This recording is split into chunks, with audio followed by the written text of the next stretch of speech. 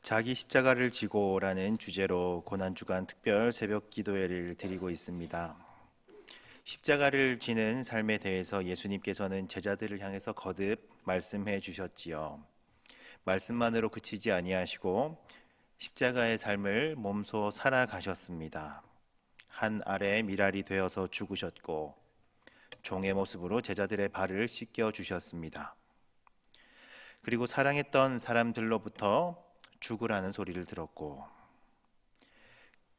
십자가에 못 박히기 위한 재판까지 받으셨습니다. 십자가는 그저 우리가 생각했던 것처럼 우리가 가져가야 하는 핸디캡 정도가 아니었습니다. 평생을 지고 가야 하는 무거운 짐덩이 그 정도가 아니었습니다. 십자가는 곧 죽음이었지요. 오늘 본문에서도 여전히 무리가 소리 지르고 있습니다. 없이 하소서, 없이 하소서. 그를 십자가에 못 박게 하소서. 그리고 결국에 판결이 내려지지요. 이에 예수를 십자가에 못 박도록 그들에게 넘겨주니라. 예수께서는 판결대로 십자가를 지고서 골고다 언덕을 올라가십니다. 그리고 두 범죄자들과 함께 십자가에 못 박히시지요. 빌라도가 예수님의 죄목을 폐에 써서 십자가에 붙였는데 그 내용을 주목할 만합니다. 나사렛 예수 유대인의 왕이라고 기록합니다. 히브리어와 로마어 그리고 헬라어 3개 국어로 제목이 기록됩니다. 그 당시에는 엄연히 황제가 있었던 로마 제국의 지배를 받고 있던 식민지 시대였습니다. 로마 황제의 밑에는 각 지역을 다스리고 있는 왕들이 있었고 또 분봉 왕들이 있었고 그리고 총독이 있었던 시대였지요. 함부로 왕을 참칭하는 행위는 그 자체로 역모에 해당하는 굉장히 큰 사건이었습니다. 그래서 빌라도가 예수님을 신문해 보았습니다마는 예수님에게서는 전혀 군사적인 위협이 느껴지지 않았었지요. 유대인의 왕이냐 하는 질문에도 그 대답이 굉장히 알쏭달쏭했고 그래서 빌라도는 역모의 죄를 적용하는 것이 굉장히 망설여졌습니다. 이에 유대인들은 굉장히 거세게 반응했습니다. 스스로를 왕이라고 했던 이 사람을 놓아준다면 총독인 빌라도는 황제의 충신이 아니다라는 논리를 펴고 있지요. 내가 너희 왕을 십자가에 못 박으랴 하는 질문에 십자가에 못 박으라는 소리가 계속해서 들리고 대제사장들은 입을 열어서 가이사 외에는 우리에게 왕이 없다라는 말까지 합니다.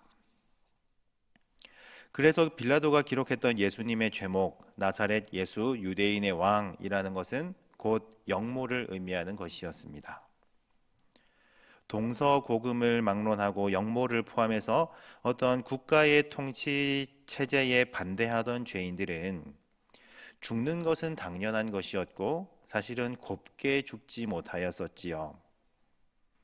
시체를 멀리서도 볼 수 있도록 높은 곳에 전시를 해두곤 했었습니다. 우리나라를 포함해서 동양에서는 목을 잘라서 성문에 걸어 놓기도 했었지요.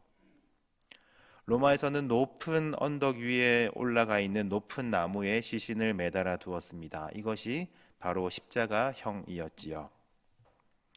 그렇게 끔찍한 시신을 전시해둠으로 인해서 다시는 국가의 통치 체제들을 흔들지 못하도록 많은 사람들에게 경고하는 메시지를 전달하는 효과까지 있었습니다. 예수님께서는 가장 초라한 곳을 통해서 이 땅에 오셨고 그리고 변방의 가난한 목수 가정에서 자라나셨고 그리고 가장 끔찍한 방법을 통해서 죽으셨습니다. 십자가를 지고 가는 삶이라는 것은 사실은 우리가 상상할 수 있는 범위를 훨씬 넘어서는 고된 길이지요. 빌라도가 쓴 패를 다시 한번 주목해 보겠습니다. 나사렛 예수 유대인의 왕. 우리나라의 역사에서도 식민 지배를 당했던 적이 있었기 때문에 우리는 총독이 얼마나 높은 신분인지를 알고 있습니다. 90년대 중반까지도 경복궁을 가려버리는 형태로 총독부 건물이 우뚝 서 있었지요. 총독은 식민지에 파견되는 실질적인 통치자입니다. 분봉왕도 가지지 못했던 군사권을 가졌던 막강한 권력자였습니다. 그리고 식민지 영역 안에서는 실제로 황제를 대신할 수 있었던 사람이었지요. 그런 총독 빌라도가 예수님의 죄목을 3개국어로 적은 패, 나사렛 예수 유대인의 왕, 사형 선고를 내린 근거를 적은 패였습니다마는 사실은 이것은 로마의 총독이 직접 예수님께서 어떤 분이신가 선포하는 역할을 하고 있습니다. 유대인의 왕은 곧 나사렛 예수이셨다라는 것이지요. 빌라도는 의도하지는 않았겠습니다마는 로마의 황제가 아니라 나사렛 예수께서 유대의 왕이었음을 그 패를 통해서 말하고 있었습니다. 예수님을 십자가에 못 박는 그 장면을 다시 한번 보겠습니다. 17절 말씀인데요. 예수님께서 자기의 십자가를 지시고서 해골이라고 하는 곳에 가셨다라고 기록하고 있습니다. 예수님이 오르셨던 골고다 언덕은 해골이라는 뜻이었습니다. 골고다는 해골을 뜻하는 히브리 말이었고, 그리고 이것을 라틴어로 하면 해골은 갈보리라고 발음합니다. 해골은 뱀이나 전갈 등과 함께 사탄의 상징으로 자주 사용되곤 했었습니다. 예수님께서 십자가를 지시고서 해골의 꼭대기까지, 즉 해골의 정수리까지 올라가고 계신 거예요. 예수님이 골고다 언덕 그 깊숙이 박혀 있는 십자가에 달리셨을 때, 그때 아마도 사탄은 기뻐하며 환호했을 겁니다. 내가 드디어 하나님을 이겼노라고, 내가 하나님의 아들 저 예수를 십자가에 못 박아 죽였다고 말입니다. 그렇게 사탄은 승리의 기쁜 노래를 불렀겠지요. 그리고 예수님을 따르던 제자들조차도 어쩌면 그 순간에 정말로 사탄이 하나님에게 승리한 것 같은 그런 착각을 했을지도 모르겠습니다. 성경을 잠깐 앞으로 넘겨서 한 구절 말씀을 찾아보기를 원합니다. 창세기 3장 15절 말씀을 우리가 함께 찾아서 읽어보겠습니다. 창세기 3장 15절 말씀 우리가 찾아서 한 목소리로 한번 읽어보기를 원합니다. 창세기 3장 15절 말씀 함께 읽어보겠습니다.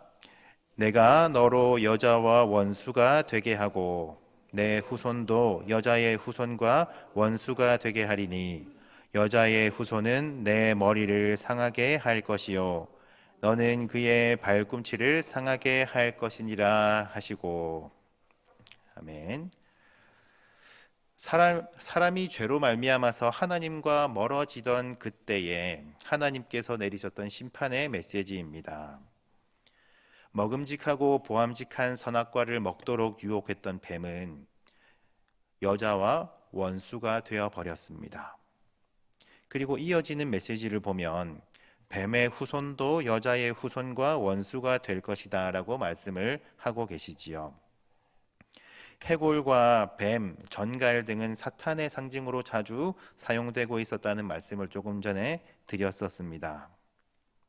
사실은 뱀도 하나님께서 창조하신 창조물이지요. 여기서 말하는 뱀은 뱀에게 깃들여서 사람을 꿰어낸 사탄을 말합니다.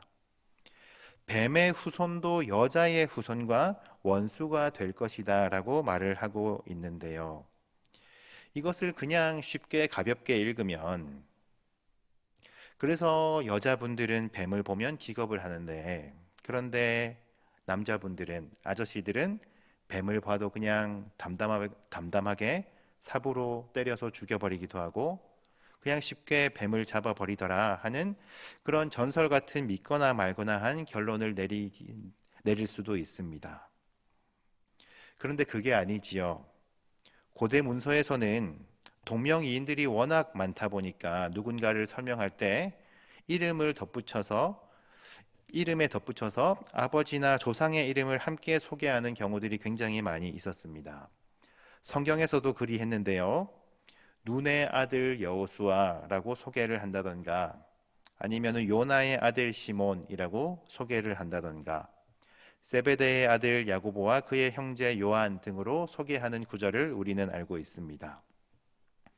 명문 가문의 경우에는 고조 할아버지까지 거슬러 올라가기도 하는데요. 여호람의 아들이요 엘리후의 손자요 도후의 증손이요 수베 현손 에브라임 사람 엘가나 등으로 누군가를 소개하는 장면이 우리는 익숙합니다. 이런 배경으로 볼 때에 여자의 후손이라고 하는 설명은 사실은 굉장히 낯선 방법입니다. 여자는 그 당시에는 인구를 계수할 때에도 포함되지 않던 존재였는데, 그런데 여자의 후손이라고 하는 표현은 사실은 이스라엘에서는 불가능한 표현이었습니다.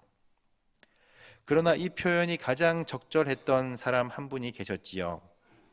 남자의 어떠한 것도 물려받지 않으시고 오직 성령으로 잉태되어서 태어나신 분, 바로 예수님이셨습니다.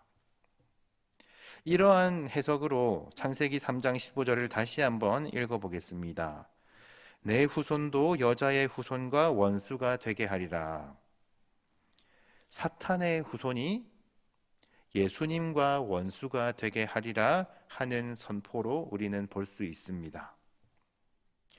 죄가 이 땅에 들어온 직후에 하나님께서는 사탄에게 심판을 선포하고 계셨는데요. 사탄은 예수님의 원수가 되리라 하는 벌을 이미 창세기에서부터 하나님께서는 내려두셨습니다. 그래서 사탄은 이 벌을 피하기 위해서 오랫동안 애써왔습니다. 심지어 하나님의 아들이자 하나님 그 자체이신 예수님을 광야에서 유혹해 보기도 했었지요. 유혹에 실패했던 사탄은 끝내 예수님을 십자가에 못 박아 버리는 것에 성공합니다. 그런데 거기에 이어지는 말씀이 굉장히 수상하지요. 여자의 후손이 사탄의 머리를 상하게 할 것이다 라고 기록되어 있었습니다. 사탄은 그저 그의 발꿈치만을 상하게 할 것이다 라는 구절이 이어서 기록되어 있었지요. 사탄은 예수께서 십자가에 못 박히시는 그 순간 하나님을 상대로 기어코 승리한 줄 알았습니다. 그러나 사실은 예수님께서 해골의 꼭대기에, 즉 사탄의 정수리에 그 순간 십자가를 꽂아버리신 거예요.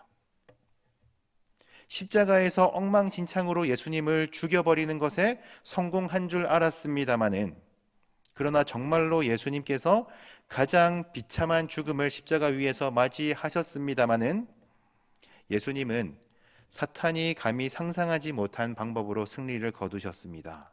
바로 부활이었지요.